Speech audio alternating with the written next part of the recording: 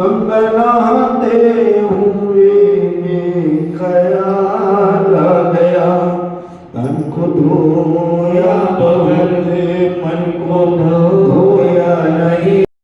झरनों के अंदर सुंदर संगीत नहीं होता अगर उनकी राह में पत्थर नहीं होते। झरनों के अंदर सुंदर संगीत नहीं होता अगर उनकी राह के अंदर रोड़े नहीं होते। तो जीवन ये संघर्षों से भरा है। फूल भी कांटों के साथ में खिलते हैं तो अच्छा लगता है और बाद में तो मुरझा जाते हैं। तो ये जीवन संघर्षों से भरा है।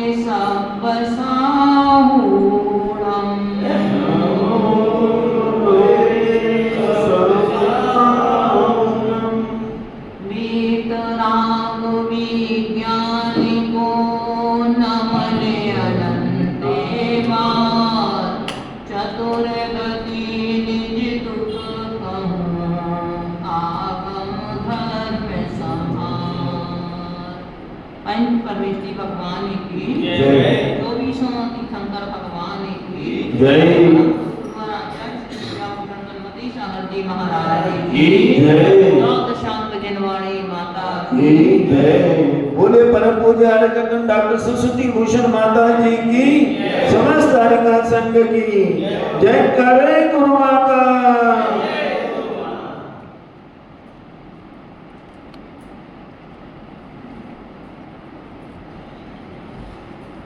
मेरी करुण कहानी के माध्यम से कल हमने नरक गति के दुखों को जाना। यह जीव अनेकों प्रकार के प्रति क्षण शुभ अशुभ भाव करता रहता है। मन वचन काय की जैसी शुभ अशुभ प्रवृत्ति होती है,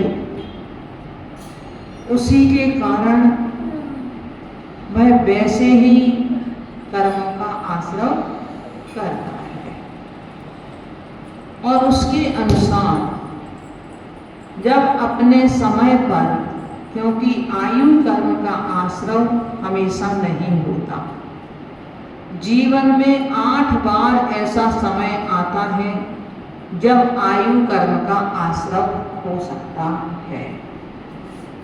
हमारी आयु का 2 भाग बीत जाने के बाद जो 1 भाग रह जाएगा, उसके बीच का जो समय है वो हमारा सबसे प्रथम आयु कर्म के बंध का समय है। उसके बाद शेष जो समय है उसका ऐसे तीसरा हिस्सा होता चला जाएगा। यदि दूसरे में नहीं हुआ तो तीसरे में नहीं हुआ तो चौथे में नहीं हुआ तो 5वें में। अंत में यदि मान लो किसी का उन 7 अपकर्ष कालों में नहीं हुआ तो जिस समय जीव जाने वाला है उसके कुछ क्षण पहले ही वह आयु कर्म का आश्रय कर सकता है, आयु कर्म का बंध कर सकता है अपना। उसी के अनुसार जैसी इसकी आयु का बंध हो जाता है, उसी के अनुसार वह गति में जाता है। गति बंध तो नाम कर्म की प्रकृति है। गति, जाति, शरीर, अंगोपांग, ये सब नाम कर्म के भेद हैं, किंतु आयु कर्म अपने आप में एक अलग है। अब नरक गति भी होती है और नरक आयु भी होती है, त्रियंच गति भी है और त्रियंच आयु भी है, मनुष्य गति भी है, मनुष्य आयु भी है, और देव गति भी है और देव आयु है। अब दोनों में अंतर क्या है? अंतर क्या है? गति अर्थात उस स्थान पे जाना, पर कितने समय तक रहना? जब तक आपने गति बंद तो कर लिया, वो तो हमेशा, क्योंकि नाम कर्म का बंध हमेशा होता है। और जिस तरह से आप अपने बच्चों में बंटवारा करते हो, इसी तरह से कर्म जो हम एकत्रित करते हैं, जिनका आश्रव करते हैं, उनका भी 7 कर्मों में प्रतिक्षण बंटवारा होता रहता है। तो नाम कर्म भी एक कर्म है, उस नाम कर्म को हिस्सा मिलेगा, कितना मिलेगा? तो नाम कर्म का भेद है गति, तो उस गति में भी को भी हिस्सा मिलेगा, उसका भी आश्रव प्रतिक्षण होगा। किंतु जिस समय उस गति के साथ में आयु का बंध हो जाता है, वह छूटता नहीं है। जब आपने निश्चित कर लिया कि हमें यहाँ जाना है और इतने समय तक रहना है, तो फिर उतने समय तक के लिए आपको वहाँ रहने के लिए मिलेगा कि आपको वहाँ रहना है। आपने वीसा बनवाया, आप विदेश गए, विदेश जाने पर आपने सोच लिया कि हमें 2 महीने रहना है, 3 महीने रहना है, 4 महीने रहना है, हमें साल, 2 साल, 5 साल, कितने समय रहना है, और उतने समय आपके लिए रहने को मिलेगा। पर यदि आपने मात्र निश्चित कर लिया जाना है, जाना है, जाना है, तो आपको वहाँ रहने का अभी कुछ वो नहीं है, क्योंकि आपने कुछ निश्चित नहीं किया आपको कितने समय तक रहना है। इसी तरह से कर्मों की बात है। तो जब ये जीव प्रतिक्षण करता है वैसे कर्मों का आश्रव, किंतु जिस समय गति के साथ में आयु कर्म का आश्रव कर लेता है, अर्थात वो क्षण ऐसे आते हैं जिस समय 8 कर्मों का आश्रव होता है। 7 का तो प्रतिक्षण होता है, किंतु वो जो त्रिभाग पढ़ते हैं उनमें 8 कर्मों का आश्रव होता है, और तभी जीव अपना आगामी पर्याय का निश्चित कर लेता है कि उसे कहाँ जाना है और कितने समय उसके लिए रहना है। तो जब ये जीव बहुत आराम और बहुत परिग्रह से या अत्यंत परिणामों की संकलेशता से, चाहे वो त्रियंच हो और चाहे वो मनुष्य हो, 2 ही जीव नरक जा सकते हैं। देव नरक नहीं जा सकते, नारकी नारक से नरक नहीं जा सकते। मात्र मनुष्य और त्रियंच 2 जीव हैं जो नरक गति या देव गति में जा सकते हैं। देव मर करके देव नहीं बनते, देव मर करके नारकी नहीं बनते, नारकी मर करके नारकी नहीं बनता, और देव मर करके भी नारकी नहीं बनता, या नारकी मर करके देव नहीं बनता। इसका कारण है देव पर्याय में संकलेशता कितनी भी हो, परंतु इतनी संकलेशता नहीं हो पाती कि वो नरकायु का आश्रव कर ले, और नरक गति में इतनी विशुद्धि नहीं हो पाती कि वो देवायु का आश्रव कर ले, क्योंकि देवायु पाने के लिए अपेक्षाकृत हमारे लिए कुछ विशुद्धि तो चाहिए, परिणामों की सरलता चाहिए, परिणामों की विशुद्धि चाहिए, तब कहीं जाकर के वह जीव उस समय में देवायु का आश्रव करता है। विशुद्धि से मतलब है कसाय की मंदता चाहिए।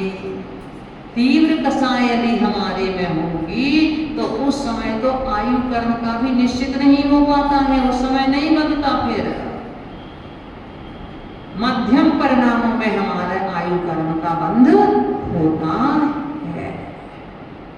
तो ऐसे जब वह जीव बहुत आराम और बहुत परिग्रह या अत्यंत संकलेशता करके, रोज ध्यान करके, दूसरे की मारने की, स्वयं के मरने आदि की ऐसे विचार करके, यदि उसी समय मान लो आयु कर्म का आश्रव हो गया, तो वह जीव क्या करेगा? नरकायु का आश्रव करेगा। हमें पता नहीं है कि वह 8 समय हमारे जीवन में कब आने वाले हैं, हमें तो मालूम नहीं है। तो हमें इसलिए कहा कि प्रतिक्षण सचेत रहने की जरूरत है। हम इतनी तीव्र कसाई ना करें कि हमारे लिए कहीं जीवन का पूरा किया कराया हमारा पानी फिर जाए। हम पूरे जीवन भर संयम की साधना कर रहे हैं, दान कर रहे हैं, पूजा कर रहे हैं, और किंतु यदि कसायों की भी तीव्रता हमारी बनी हुई है तो समझ लो कि वह हमारा जब तब भी बेकार सा हो जाता है।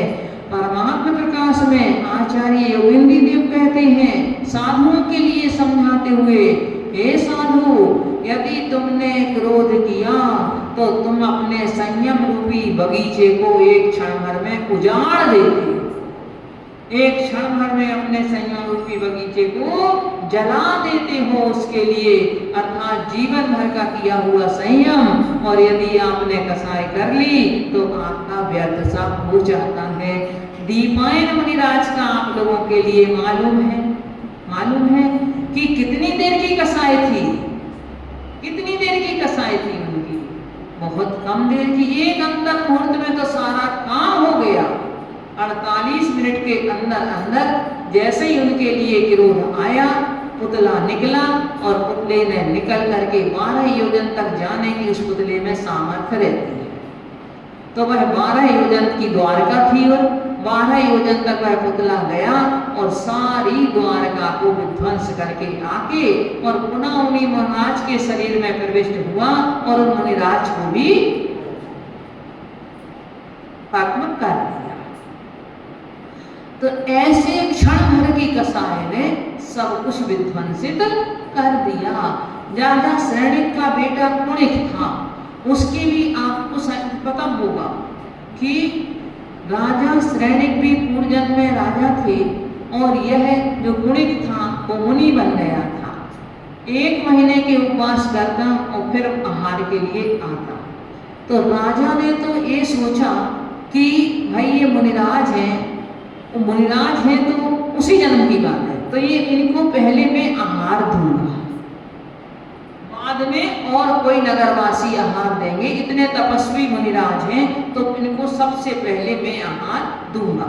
परंतु हमारे सोचने से ही हर काम नहीं होता है। कभी कभी अच्छी सोच भी हमारी बुरा फल दे देती है और कभी कभी बुरी सोच भी हमारी अच्छा फल दे देती है। तो मुनिराज ने जब सोचा और राजा ने जब सोचा कि मैं ही आहार दूंगा, अब जब मुनिराज 1 महीने के बाद आहार के लिए आए तो राजमहल में कुछ हलचल हो गई। राजा भूल गया, नहीं पड़गाहन किया। मुनिराज वापिस चले गए, बड़े सामने भाव से चले गए, किसी प्रकार का उनके मन में कोई विकल्प नहीं आया। 1 महीने बाद फिर आए। जब दोबारा आए तो श्रावक तो पड़गाहन नहीं कर सकते थे, क्योंकि राजा की आज्ञा का उल्लंघन तो श्रावक कर नहीं पाते थे नगरजन। तो उस समय हाथी विचलित हो गया, तो उसके चक्कर में आकर के वह राजा उनके लिए पड़गाहन नहीं कर पाया मुनिराज को। मुनिराज फिर चले गए पुनः और वही सामभाव से, और पुनः 1 महीने के बाद आते हैं तो राजमहल में आग लग जाती है कहीं से। उस समय सारे माने राजमहल के लोग अस्त व्यस्त थे, तो उस समय भी उनका पड़गाहन नहीं कर पाए। अब 3 महीने मुनिराज के लिए उपवास करते हुए हो गए, तो जब वह लौट रहे थे तो उनके लिए चक्कर आ गया, तो वह लेकर के गिर गए।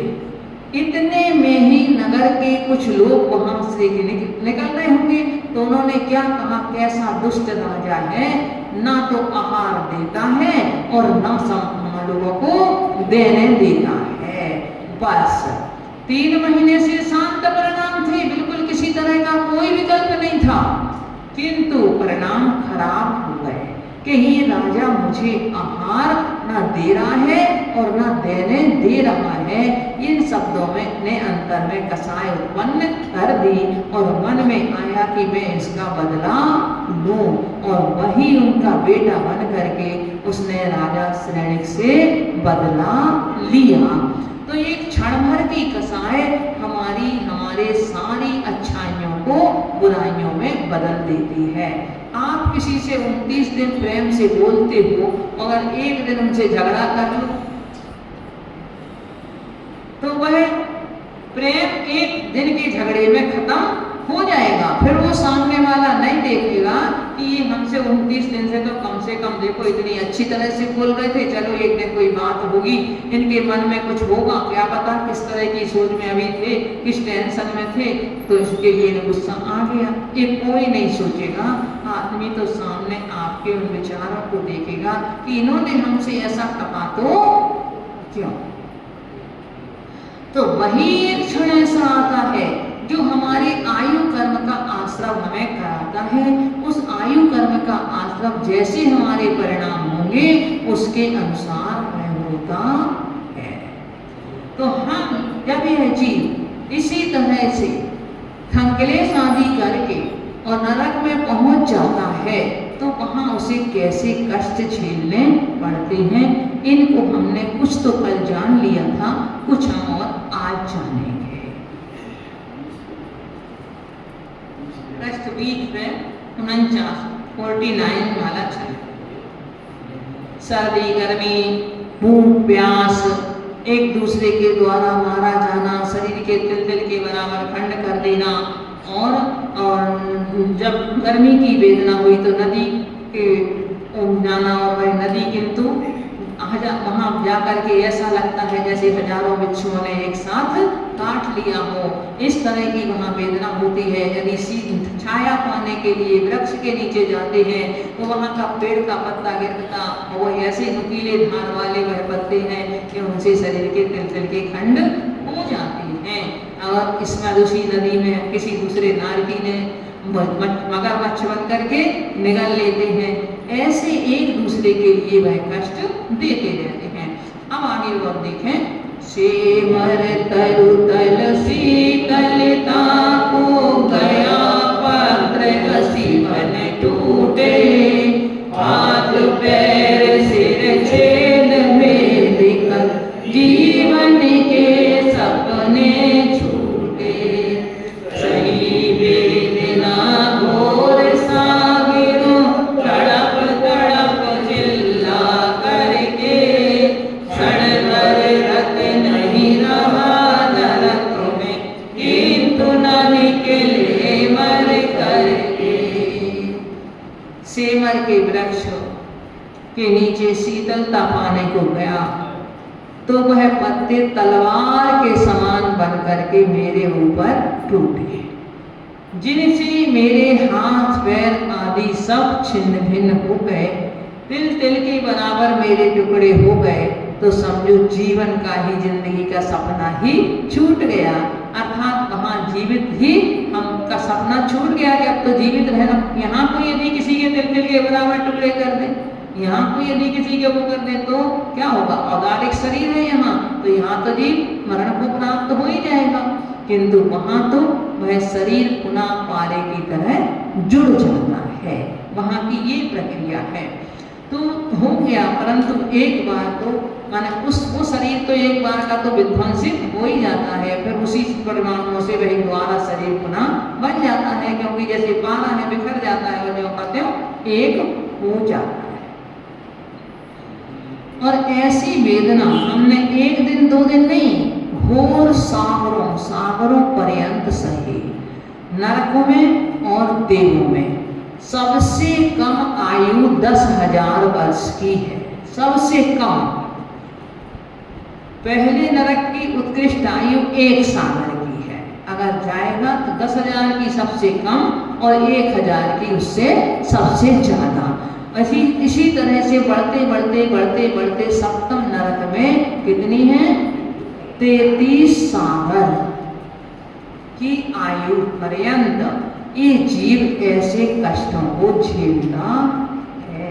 कहाँ तो यहाँ चक्रवर्ती बन गए थे, देव उनकी सेवा में लगे हुए थे, और बहुत आनंद परिग्रह के कारण कहाँ पहुंच गए, नरक में पहुंच गए, जहाँ एक एक दाने को तड़प गए, एक एक बूंद पाने के लिए तड़प गए, वही निरंतर मार काटो बस इसी में वहाँ इतना जीवन व्यतीत हो जाता है। हम अपन लोग यहाँ देखें, अपन कहते भाई दुख का तो एक क्षण भी अपन के लिए बहुत ऐसा लगता है वर्षों जैसा, किंतु वहां सागरों पर्यंत ऐसी वेदना सहन करनी पड़ती है। मैं चाहता था कि ये क्षण भी वहां पर नहीं रहूं, किंतु फिर भी वहां से मर करके निकलते नहीं है समय के पहले। यतन किया था खूब निरंतर नरकों से भगाने का, आयु कर्म की है बलिहारी, तन मन जाता पारे का। और कष्ट जब सहे नरक में ये संकल्प जगाया था, कोटे कर्म करे नहीं किंचित नारायणी हमारा था। बहुत प्रयत्न किया कि नरकों से निकल जाएं, ना तो हम स्वयं वहां से निकल सकते हैं पूरा समय होने के पहले, और ना कोई हमें निकाल सकता है।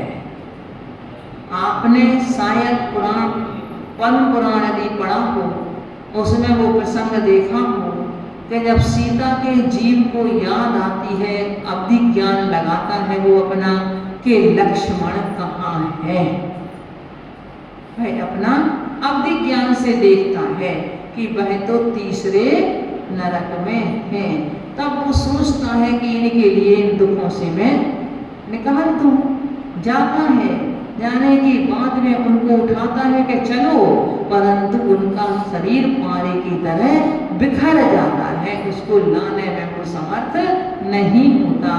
फिर वो वहीं रावण को, राम को और रावण को, लक्ष्मण को, उनको वही संबोधन करके आते हैं कि तुम अब अपना क्या करो, धर्म पर श्रद्धा करके सम्यक दर्शन को प्राप्त करो, क्योंकि अब कोई भी सक्षम नहीं है।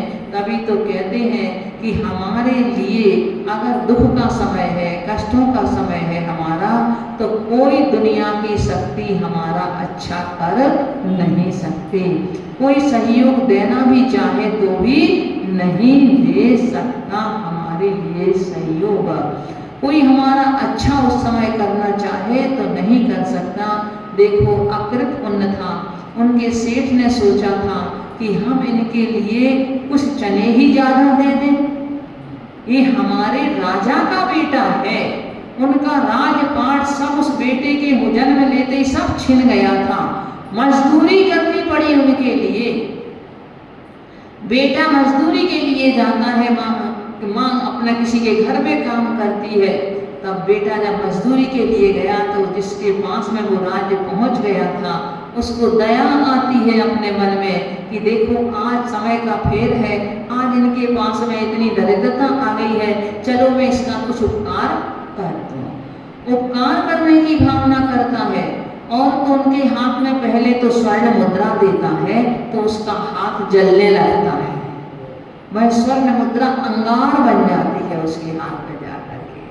तब वो कहता है, दादा मैंने आपके साथ ऐसा क्या किया तो आप मेरे लिए अग्नि का अंगार मेरे हाथ पर रख रहे हो। वो सोचता है कि इसका तीव्र पाप कर्म का उदय है, इसके लिए कोई अभी लाभ नहीं होने वाला। तो फिर वो सोचते हैं चलो चने जो हम बांट रहे हैं, पहले मजदूरों को ऐसा ही बांटा जाता था, पैसा नहीं दिया जाता था, कहीं चने कहीं गेहूँ कहीं इस तरह से बांट करके उनकी दिहाड़ी दी जाती थी उनको। तो उन्होंने लेकर के सोचा चलो दे दूं थोड़े से ज़्यादा, तो उन्होंने लेकर के बहुत सारे चने उसके लिए दे दिए। तो वो बेटा बड़ा खुश, सोचता है चलो अब तो कई दिन का काम चल जाएगा। किंतु घर तक पहुँचते पहुँचते गया तो देखा तो वही जितने उसके भाग्य में थे, जितने उसने मजबूरी की थी उतने मिलना थे, उतने ही चने उसके कपड़े में रह जाते हैं। कपड़ा फटा हुआ, अपने में से सब निकल निकल के पूरे रास्ते में बिखरते चले जाते हैं। तो हमारे भाग्य से अधिक हमें कोई भी देने में सक्षम नहीं है।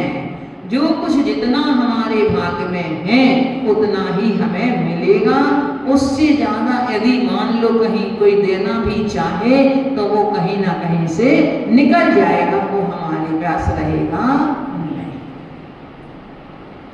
तो नरकों से भी निकालने के लिए, क्योंकि हर जीव का एक दूसरे के साथ में, किसी के साथ मित्रता का व्यवहार है, किसी के साथ शत्रुता का व्यवहार है। मान लो 2 मित्र हैं और वो 2 मित्रों में एक तो स्वर्ग चला गया और एक नरक चला गया, तो स्वर्ग में और नरक में दोनों में अवधिक ज्ञान होता है। ये तो स्वर्ग वाले मित्र को यदि अपने मित्र की याद आ जाती है कि चलो मैं देखूंगा, वो नरक में जा करके उनको वहां से निकालना भी चाहे, उनका सहयोग करना चाहे, उन्हें के कष्ट कम करना चाहे, तो वो करने में समर्थ नहीं हो सकता।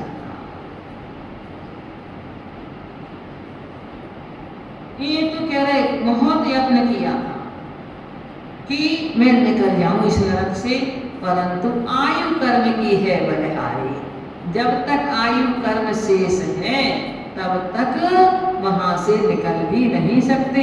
ये शरीर कैसा है, पारे जैसा बन जाता है कि बिखर करके फिर जुड़ जाता है। जब इस तरह की घोर वेदना सहता है जी, तो वह संकल्प करता है अपने मन में, भगवान की याद करता है, क्योंकि दुख में ही सबके लिए भगवान याद आते हैं। यदि आदमी सुखी है तो उसके लिए कह देगा मेरे पास टाइम ही नहीं है मंदिर जाने का, हमारे पास समय नहीं है बिल्कुल भी, क्योंकि सुबह से फोन में लग जाते हैं, फिर फैक्ट्री जाना पड़ता है, फिर आकर के दिन भर की सारी चर्या इस तरह से बता देंगे लोग कि 1 मिनट का भी समय उनकी चर्या में खाली नहीं हुआ। इस तरह से उनका सारा रूटीन पूरा आपके लिए सुनते आपको भी लगेगा कि अरे इनके पास समय वास्तव में नहीं है, क्या कहें इनसे।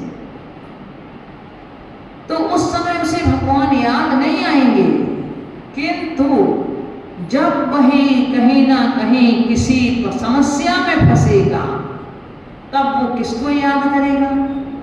वही जिसके पास 1 मिनट का समय नहीं था, वो हो सकता घंटों निकाल ले फिर उसी धर्म के लिए और धर्मात्माओं के पास जाने के लिए। तो दुख में सुमरण सब करे, जब दुख आता है तभी लोग स्मरण करते हैं। तो कहते जब घोर कष्ट सहे, भाई यदि कोई जेल में है और उसके लिए जब मार पड़ती है तभी तो वो वहां से निकलने की सोचता है या मुझे निकलना है, और तभी वो भगवान को याद करता है और कहता अब ऐसी गलती में कभी नहीं करूंगा जिसके कारण मुझे ये नरकों के दुख झेलने पड़े, मुझे जेल में आना पड़ा और जेल के हंटर मुझे सहन करने पड़े, यह वह सोचता है। किंतु अब मैं ऐसा नहीं करूंगा, ऐसा संकल्प अपने मन में करता है। पर जैसे ही वहां से बाहर निकलता है पुनः परिस्थिति वैसी उत्पन्न होती करके और पुनः वही कार्य करने लग जाता है। ऐसे ही जो जीव नरक में जाता है वह नरकों के कष्ट सहन करके कहता है हे भगवान बस एक बार मनुष्य पर्याय मिल जाए, अभी तक मैंने जो कुछ किया था वो किया था और जिन जिन कारणों से मैं नरक में आया हुआ हूँ, अब प्रभु बस एक बार और, जैसे अपन किसी से अन्याय विनय करते एक मौका और दे दो, बस मुझे एक मौका और दे दो हम कहते हैं। तो इसी तरह से वो भी भगवान की याद करते हुए कहता है भगवान बस एक मौका और दे दो हमारे लिए, और इसके बाद में मैं कभी फिर ऐसा नहीं करूँगा। ऐसा संकल्प अपने मन में करता है, भगवान को विश्वास दिलाता है कि भगवान अब मैं आगे ऐसी गलती नहीं करूँगा। किंतु क्या होता है जब पुनः ईश्वर्याय में आता है तो वही स्थिति होती है, आए थे हरि भजन को औटन लगे कपास, भगवान की भक्ति करने का संकल्प करके आए थे, वहां से आए थे मैं कोई पाप नहीं करूंगा, मैं कोई गलती नहीं करूंगा, मैं दूसरों को सताऊंगा नहीं, किंतु यहाँ आकर के सब भूल जाते हैं और भूल करके पुनः वही याद रहता है कि मैं जितना कमा लूँ कितना कमा लूँ, मेरा तेरा ये सब बस इसी में लेकर के व्यक्ति फंस जाता है और फिर इसी कारण से पुनः वह उसी नरक में पहुंच जाता है। ऐसे ये नरक गति के दुख हम लोगों ने आज यहाँ पूर्ण किए हैं। अब नरक गति से आकर के जीव या तो मनुष्य गति में आता है या त्रियंच गति में आता है। तो त्रियंच गति का वर्णन तो पढ़ चुके हम, अब हमें कल से किसका वर्णन करना शुरू है? मनुष्य गति का।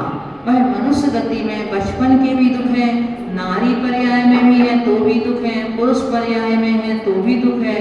बचपन में हम कहते जरूर है कि बचपन में कोई दुख नहीं है, किंतु बचपन में भी दुख है। दुख से रहित जीव किसी भी पर्याय में यहाँ नहीं है। संसार की सारी पर्याय दुखमय हैं, किंतु उन्हीं को हम यदि चाहें तो हम इतना पुण्य का अर्जन कर सकते हैं तो हमारा रास्ता कम से कम कंकड़ पत्थर कांटों से रहित हो सकता है। क्योंकि हमें मान लो जहाँ तक जाना है वहाँ तक हमारी मंजिल है, जहाँ तक हमें पहुँचना है, तो हम यदि उसके कांटे कंकड़ों से हमें घबराना नहीं है, किंतु उस रास्ते को पर हमें चल करके अर्थात जो जो पूर्व में कर चुके हैं और जो उसके अनुसार पुण्य और पाप के कंकड़ पत्थरों को भी झेलते हुए और हमें अपने रास्ते पर अडिग रहना है, हमें उस पर निरंतर कदम अपने आगे बढ़ाना है। और जब हमारे कदम निरंतर आगे बढ़ते रहेंगे तो एक दिन हम जरूर अपनी मंजिल को प्राप्त कर लेंगे हैं। जैसे नदी बहती है, अब बहती है नदी तो क्या है, उसके लिए बड़ी बड़ी चट्टानों से भी टकराना पड़ता है। नदी प्राय कहाँ से निकलती है? पर्वतों से निकलती है, पर्वतों से नदियाँ निकलती हैं। अब पर्वतों से नदियाँ निकल करके देखो कैसे तो उस पर्वतों के पाषाण खंड को भेद करके और वहाँ उसका स्रोत होता होगा कि जिससे वह नदी वहाँ से वह प्रवाहित होना शुरू हो जाए। उसे उस पाषाण को भेदना पड़ता होगा उस जल को, और वह जल टकरा करके उस पाषाण को भी भेद देता है। ऐसे ही में रास्ते में आने वाली जो और भी पाषाण खंड हैं, जो और भी बड़ी बड़ी चट्टानें हैं, उनको भी वह अपनी लहरों के माध्यम से भेद करके और वह पार करके अंत में समुद्र में मिल जाती है। कोई यदि उसमें कुछ घास फूस डालता है, कुछ करता है, तो उसकी ओर भी वह ध्यान नहीं देती, अपनी लहरों से बहा करके उसको एक साइड कर देती है और अपने प्रवाह को किंतु रोकती नहीं है। ऐसे ही हमारे जीवन में भी यदि मान लो ऐसे मौके आते हैं, कभी आलोचना प्रत्यालोचना की हमारे ऊपर भी घास फूस डल सकती है, लोग हमारे कृत्यों की आलोचना भी कर सकते हैं, तो उसमें लेकर के हमारे लिए उनको एक तरफ करते हुए, क्योंकि कोई नहीं चाहता कि आप अपना कल्याण करो, तो उसमें वो आपके लिए क्या बनेंगे? वो बाधक तो बनने की सोचेंगे। तो इसलिए उनको दरकिनार करते हुए और हम अपने प्रवाह को बिल्कुल अपने अविराम गति से यदि हम आगे चलते रहेंगे, उससे आगे बढ़ाते रहेंगे, तो एक ना एक दिन हम अपनी मंजिल को पा लेंगे। और यदि दूसरों के कहने में आकर के हमने अपनी गति को रोक दिया, गति को अवरुद्ध कर दिया हमने, तो एक जगह जैसे वो जल रुक जाता है तो वो जल सड़ जाता है।